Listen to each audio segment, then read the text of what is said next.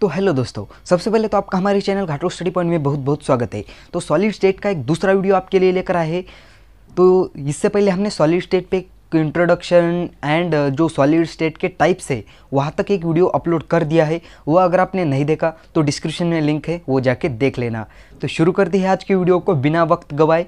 तो वीडियो शुरू करने से पहले आपसे एक छोटी सी रिक्वेस्ट है कि एक वीडियो आप लास्ट तक ज़रूर देखना, क्योंकि आज का वीडियो बहुत ही इंपॉर्टेंट होने वाला है सॉलिड स्टेट का। तो शुरू करते हैं, तो शुरू कर रहे हैं। तो देखो, आज की इस वीडियो में आप सीखोगे क्रिस्टल स्ट्रक्चर क्या होता है, types of unit cell, crystal structure, सब डिटेल में पढ़ोगे आज की वीडियो में। तो हेडिंग लगा लो crystal structure.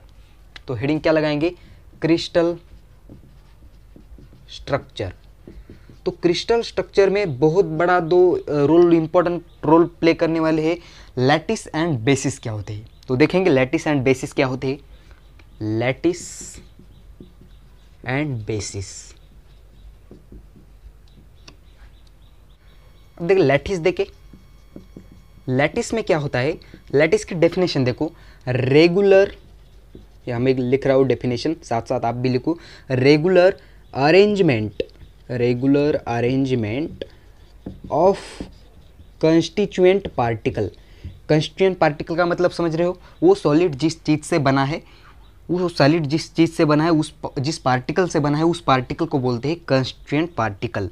Regular arrangement of constituent particle in 3 dimension, in 3 dimension. 3 dimension में रेगुलर अरेंजमेंट होगी कंस्टिट्यूएंट पार्टिकल की, उससे जो स्ट्रक्चर फॉर्म होने वाला है उसे बोलते हैं लैटिस स्ट्रक्चर।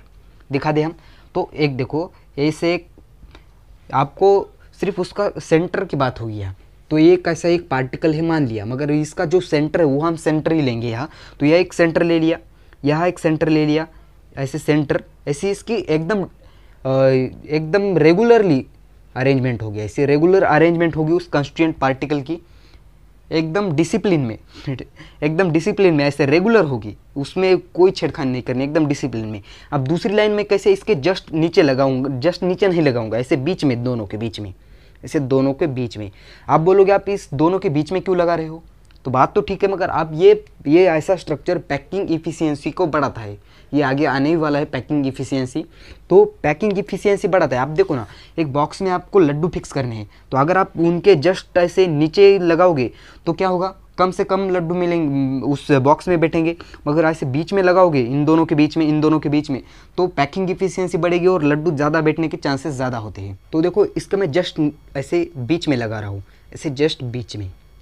तो और दूसरी लाइन इसके जस्ट नीचे और इनके नीचे, इन दोनों के बीच में और ऊपर वाले लाइन के जस्ट नीचे, ऐसे इसकी जो रेगुलर अरेंजमेंट है इस कंस्टिट्यूएंट पार्टिकल की, उससे जो स्ट्रक्चर फॉर्म होने वाला है उसे बोलते हैं लैटिस। ये ऐसे मैं और एक लाइन बना देता हूँ, समझ गए। इसे बोलते हैं, इस सारे को बोलते हैं लैटिस, लैटिस। और इस एक पॉइंट को बोलते हैं लैटिस पॉइंट, लैटिस पॉइंट। या इसे बेसिस भी बोल दो, कोई नहीं, एक ही बात है वो। तो समझ गए क्रिस्टल स्ट्रक्चर में लैटिस क्या होता है। इस लैटिस की regular arrangement of constituent particle in 3 dimension. अब देखते हैं बहुत ही इंपॉर्टेंट टॉपिक, यूनिट सेल। तो जल्दी से इसे नोट कर लो या इसका स्क्रीनशॉट ले लो, अपने खुद के प्रॉपर से नोट बनाओ। जब भी आप आगे प्रैक्टिस करोगे तो आपको बहुत ईजी जाएगा। तो नोट कर लिया, इसे मिटा दे रहे, देखते हैं हम आगे वाला टॉपिक। मिटा दे, इसे मिटा रहे हैं, खुद के प्रॉपर से नोट बनाओ। अब देखते हैं यूनिट सेल क्या होता है। आपको बोल रहा हूँ यूनिट सेल और उसके टाइप्स, ये दो ही बहुत इंपॉर्टेंट है इस टॉपिक में। अब देखते हैं यूनिट सेल। भाई यूनिट सेल किसे बोलते हैं? Unit cell. अब देखो, यूनिट सेल की सबसे पहले आप डेफिनेशन पढ़ोगे। यूनिट सेल की डेफिनेशन क्या होती है, यहाँ मैं लिख रहा हूँ यूनिट सेल की डेफिनेशन, साथ साथ आप भी लिखो। डेफिनेशन देखो, the smallest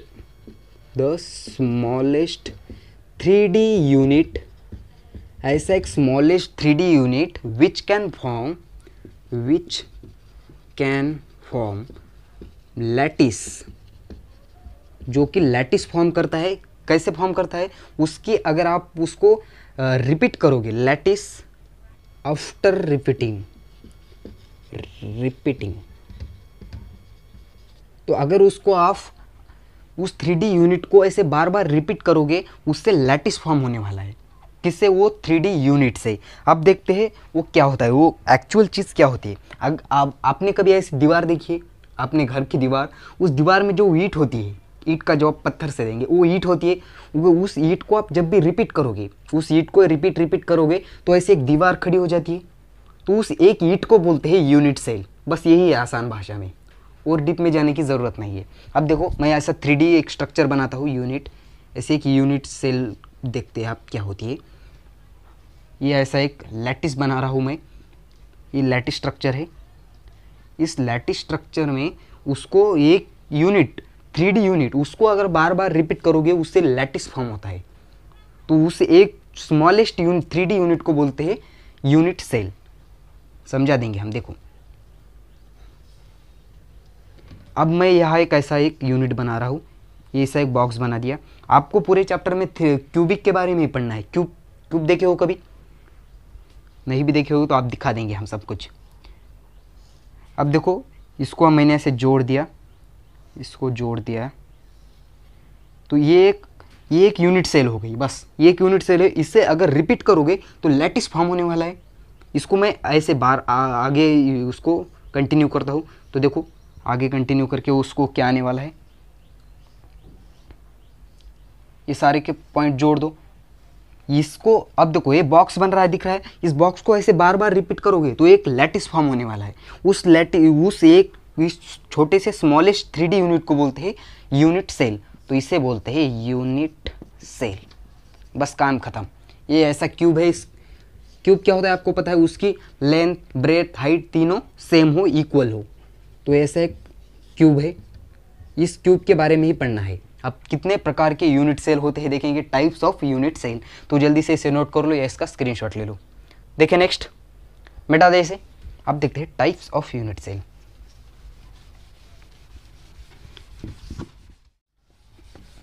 types of unit cell heading डाल दो।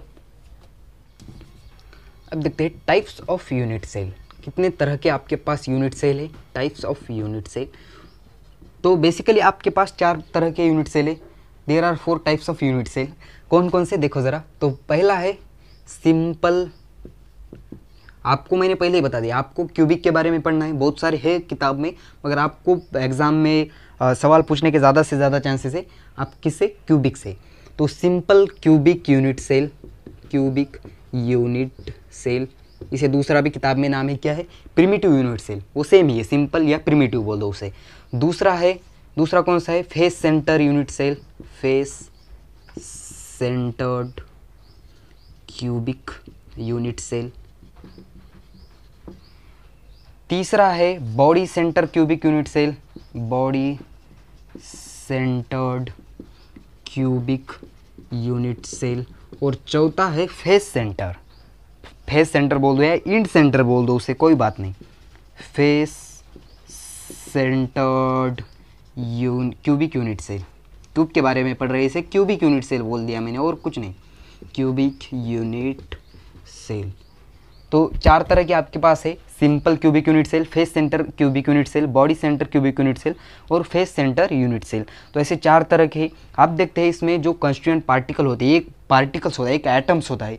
इसकी कैसे होता है, तो सिंपल क्यूबिक यूनिट सेल में जो क्यूब में जो पार्टिकल्स होते हैं, एटम्स होते हैं, वो सिर्फ कॉर्नर्स पे होते हैं, सिर्फ कॉर्नर्स पे। ऐसा एक मान लो आपके पास ऐसा एक क्यूब है और उसमें जो एटम्स है वो कहाँ होते हैं, सिर्फ और सिर्फ कॉर्नर पे होते हैं। ऐसे कॉर्नर पे, इसके कॉर्नर कितने हैं देखो ज़रा, 1 2 3 4 5 6 7 8 कॉर्नर है। तो मॉलिक्यूल जो होते हैं वो सिर्फ कॉर्नर पे होते हैं, 8 कॉर्नर्स पे। और जो फेस सेंटर होता है, अब देखो ये जो तीनों है, इन तीनों में कॉर्नर पे तो रहेंगे ही रहेंगे, और जो बोल रहा है वो फेस सेंटर में एक रहेगा। फेस सेंटर कितने, आप फेस देखो उस क्यूब को कितने होते हैं, क्यूब देखा है कभी, तो उसके आगे वाला एक, पीछे वाला एक, 2 फेसेस, या दाएं बाएं 2 और ऊपर नीचे 2, यानी कि 6 उसके जो फेसेस हो गए। तो उसके 6 फेसेस पे एक एक यूनिट सेल होगा, एक एक एटम्स होगा। तो इसके फेस पे तो कॉर्नर्स पे तो होगे ही होगे, कॉर्नर्स पे तो होगे ही होगे, और साथ में जो फेसेस पे भी होगे एटम्स। ये क्या बोल रहा हूँ मैं, एटम्स बोल रहा हूँ। जो मॉलिक्यूल्स है वो सब में कॉर्नर्स पे तो रहेंगे, वो बाद में जो उस कंडीशन बोल रहे हैं उस पे बेसिस पे रहेंगे। अब देखते हैं बॉडी सेंटर क्या है। बॉडी सेंटर में क्या होगा, कॉर्नर पे तो रहेंगे ही रहेंगे एटम्स, वो तो बात ठीक है, मगर बॉडी के अंदर एक रहेगा, बॉडी सेंटर, बॉडी के सेंटर में, ऐसे बॉडी के सेंटर में एक पूरी तरह से एक यूनिट सेल बॉडी के अंदर रहेगा। इस यूनिट सेल में एक पार्टिकल्स एटम्स, समझ गए, बॉडी एकदम बॉडी सेंटर में, बॉडी सेंटर्ड, और किसमें, कॉर्नर्स पे, कॉर्नर पे तो होता ही होता है, ये फिक्स है, चाहे कोई भी यूनिट सेल हो उसमें कॉर्नर्स पे एक एटम्स होता ही होता है, एक मतलब जितने कॉर्नर है उतने कॉर्नर पे एक एक, और सिंपल में तो सिर्फ कॉर्नर पे होता है, इसलिए उसको सिंपल बोलते हैं, ऐसे प्रिमिटिव बोल दो इसे, प्रिमिटिव यूनिट सेल। और जो फेस सेंटर आता है वो face centre cubic unit cell, face कितने कहते होते हैं, या इसे इंड सेंटर बोलते हैं, ऐसे इंड सेंटर्ड, यानी कि दो इंड पे, इंड कौन सा होता है, ऐसे ऊपर और नीचे का, दो टाइप्स के इंड होते हैं यहाँ के, ऊपर का एक इंड और नीचे का इंड, ऐसे दो फेसेस होते हैं इसको, उस दो फेसेस पे ही हो गए दो यूनिट सेल, आधा आधा ऊपर और ऐसा यूनिट सेल, दो एटम्स हो गए ऊपर और नीचे दो फेसेस पे, तो और दो फेसेस पे और 8 एटम्स कहाँ पे हो गए, कॉर्नर पे। तो यहाँ तक तो बात ठीक हो गया, समझ में आया होगा, आई होप आपको सबको। तो यह क्या है, सिंपल क्यूबिक यूनिट सेल में जो एटम्स होते हैं, वो मॉलिक्यूल्स होते हैं, वो सिर्फ कॉर्नर पे होते हैं क्यूब के, फेस सेंटर के, उसके 6 फेसेस और बीच में एक सेंटर पे 6 फेसेस, और जो कॉर्नर्स है वो कॉर्नर्स पे होते हैं, और बॉडी सेंटर यानी कि एक बॉडी में और बाकी के 6 सारे कॉर्नर पे, बाकी के 8, और जो फेस सेंटर 2 फेसेस होते हैं, ऐसे ऊपर का एक नीचे का एक, या ऐसे आगे वाला एक पीछे वाला एक, 2 फेसेस पे और जो 8 कॉर्नर पे। तो आप देखते हैं number of particles in number of atoms per unit cell में कितने होते हैं, इन सारे के डिटेल में पढ़ते हैं। तो जल्दी से इसका लेना हो तो स्क्रीनशॉट ले ले, हम आगे देखते हैं। मिटा दे इसे, मिटा रहे, जल्दी से नोट कर लो। अब देखो नेक्स्ट हेडिंग डाल दो, मैं हेडिंग डाल दूँ यहाँ, number of particles in cubic unit cell. Cubic unit cell में कितने नंबर ऑफ पार्टिकल्स होते हैं, यानी कि उस मॉलिक्यूल्स कितने, जो एटम्स होते हैं वो कितने एटम्स उस क्यूबिक यूनिट सेल में आते हैं। तो पहला क्या है आपके पास, सिंपल क्यूबिक यूनिट सेल या primitive cubic unit cell. Simple है, ऐसा एक बॉक्स बना दो, ये क्यूब बना दो, ये मैंने ऐसा एक क्यूब बना दिया। ये क्यूब में आपको पता है सिंपल में सिर्फ कॉर्नर पे एटम्स होते हैं, सिर्फ कॉर्नर्स पे एटम्स होते हैं, या ये इसे कॉर्नर पे, यहाँ है कॉर्नर पे, यहाँ है कॉर्नर पे, कितने कॉर्नर है, 4 5 6 7 8। अब देखते हैं ये इस जो कॉर्नर पे मॉलिक्यूल्स रखे हैं, जो एटम्स रखे हैं, जो पार्टिकल्स रखे हैं, वो कितना परसेंट, कितने एटम्स उस क्यूबिक यूनिट सेल के बीच में आ रहे हैं। तो देखो कितने पार्टिकल्स है, टोटल एटम्स कितने हैं, 8 है, 8 है, बरोबर है, टोटल एटम्स 8 है, और उसका कितना, एक एटम्स का कितना परसेंट जो पार्ट है वो क्यूब के अंदर है।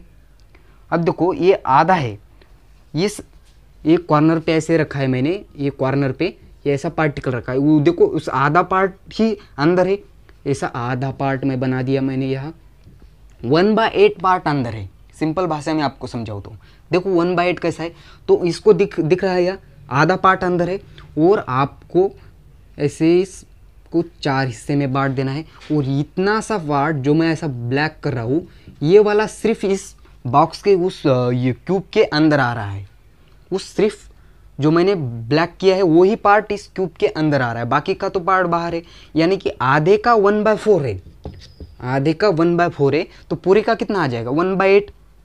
तो 1/8 पर यूनिट सेल का पार्ट है, पर atoms are in all 1/8 part.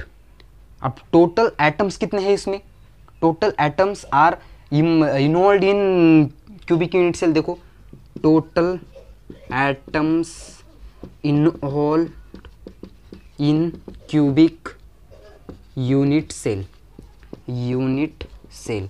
Cubic unit cell में आप टोटल कितने एटम्स है, अब आप निकाल सकते हो ये कितने टोटल एटम्स है 8, और हर एक का कितना परसेंट पार्ट अंदर है इस क्यूबिक के 1/8, तो 8 से 8 मर गया, तो टोटल एटम्स है 1 एटम्स इस पार्टिसिपेट है इस cubic unit, simple cubic unit cell में। समझ में आया बात? उस बात को ज़रा ध्यान से समझो। आधा तो आपको दिखाई दे रहा है, मगर आधे का जो मैंने ब्लर पार्ट किया है वही सिर्फ इस क्यूबिक यूनिट सेल के अंदर आने वाला है। तो जल्दी से इसे नोट कर लो। हम नेक्स्ट देखते हैं, नेक्स्ट कौन सा है, जो भी टॉपिक है नेक्स्ट दूसरा वाला देख लेते हैं। तो इसे जल्दी से नोट कर लो या इसका स्क्रीनशॉट ले लो। मिटा दे इसे, मिटा रहे इसे।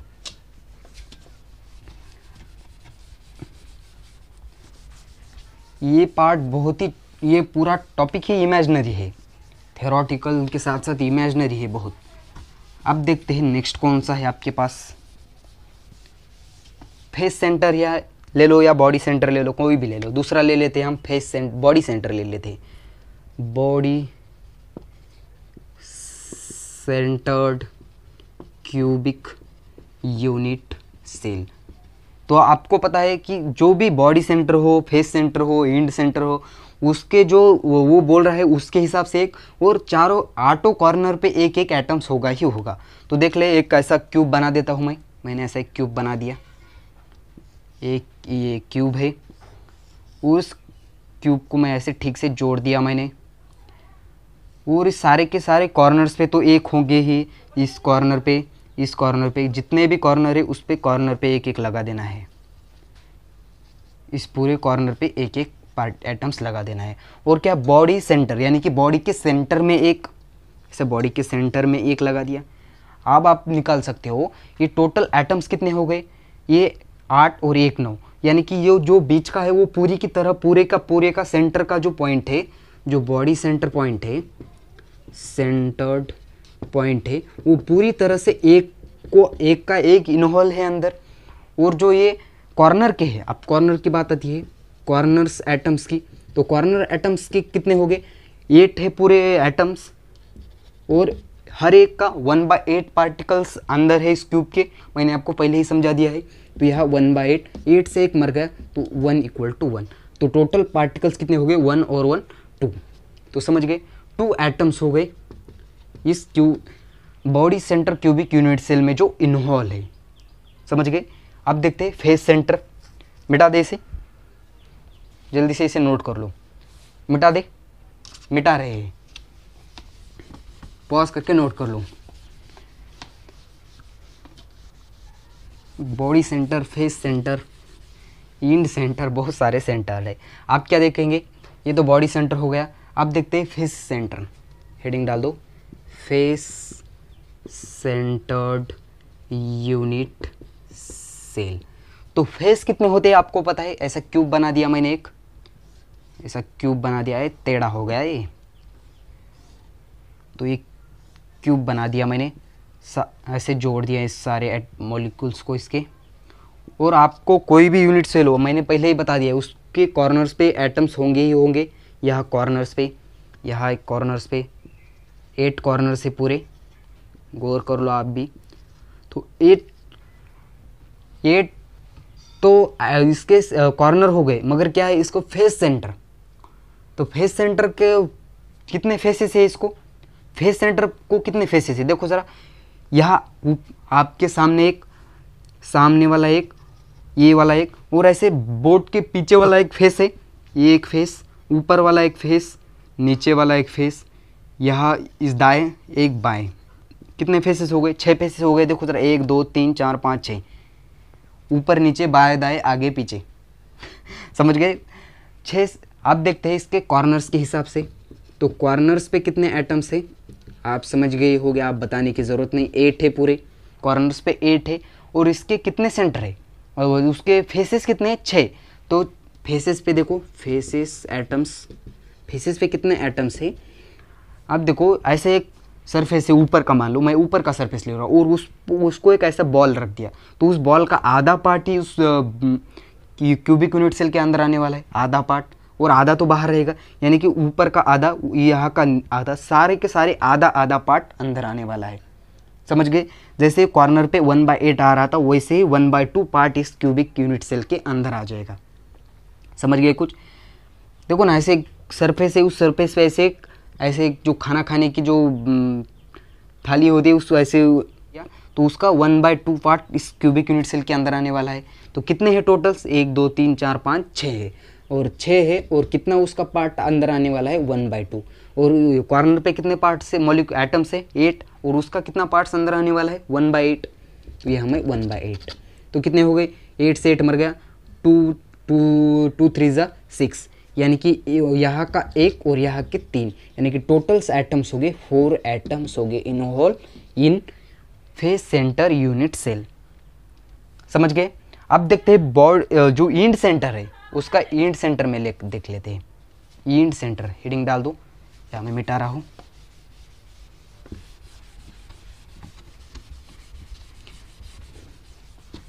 हेडिंग लगा दो, end centres, end centred unit cell, end centre unit cell.